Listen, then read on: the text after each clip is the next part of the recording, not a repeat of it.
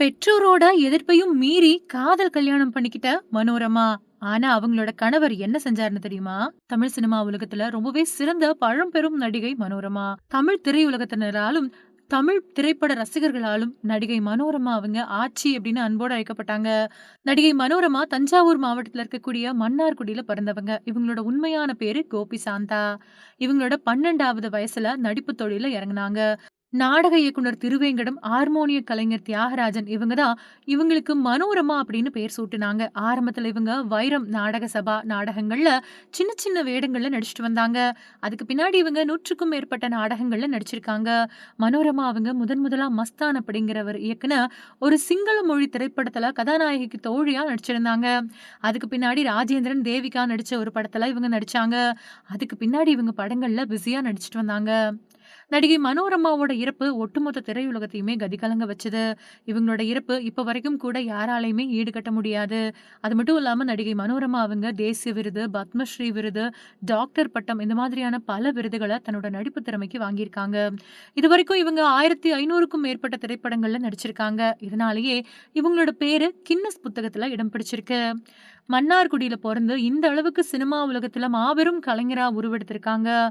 நடிகை மனோரமா தமிழ் மொழி மட்டும் இல்லாம தென்னிந்தியாவுல இருக்கக்கூடிய பல மொழி படங்கள்ல நடிச்சிருக்காங்க. இவங்க ஒட்டுமொத்த தென்னிந்திய சினிமா உலகத்தையே அண்ணாந்து பார்க்க வச்சவங்க. ஆண்களுக்கு நிகரா தென்னிந்திய சினிமாவுல ரொம்பவே பிரபலமா இருந்தவங்க நடிகை மனோரமா. அவங்களுக்கு ஈடு இணை யாருமே கிடையாது. இவங்களுக்கு தமிழ் மொழி மட்டும் தான் பேசத் தெரியும். இருந்தாலும் நடிகை மனோரமா அவங்க ஹிந்தி, மலையாளம், கன்னடம், தெலுங்கு, சிங்களம் அப்படின்னு 6 மொழி படங்கள்ல நடிச்சிருக்காங்க. நடிகை மனோரமா அவங்க சினிமா வாழ்க்கையில கொடிகட்டி பறந்தாலும், தனிப்பட்ட வாழ்க்கையில பல கஷ்டங்களையும், துன்பங்களையும் அனுபவிச்சிருக்காங்க. இவங்களோட தனிப்பட்ட வாழ்க்கையில பல ஏமாற்றங்கள், நம்பிக்கை துரோகம் அப்படின்னு பல இன்னல்கள் இவங்களுக்கு ஏற்பட்டிருக்கு. இவங்க கூட நாடகத்துல நடிச்ச எம்.எஸ். ராமநாதன் அப்படிங்கிறவர நடிகை மனோரமா காதலிச்சுட்டு வந்தாங்க. அதுக்கு பின்னாடி பெற்றோர்களோட எதிர்ப்பையும் தாண்டி 1964வது வருஷம் கல்யாணம் பண்ணிக்கிட்டாங்க.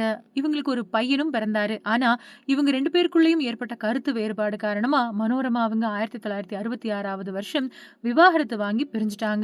இவங்களோட பிரிவுக்கு காரணம் மனோரமாவுக்கு குழந்தை பிறந்த 11வது நாள் குழந்தைய பார்க்க வந்த ராமநாதன் வர்ற வழியில ஜோசியம் பார்த்துட்டு வந்ததாவும், பிறந்த இந்த குழந்தையால தன்னோட உயிருக்கு ஆபத்து இருக்கிறதாவும் சொல்லி மனோரமா கூட சண்டை போட்டிருக்காரு.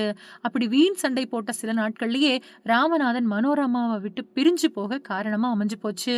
இவங்களுக்கு பூபதி அப்படிங்கிற ஒரு பையன் இருக்காரு. அதோட மனோரமா கணவர் இவங்கள விட்டு விலகி மறுமணம் பண்ணிக்கிட்டாரு.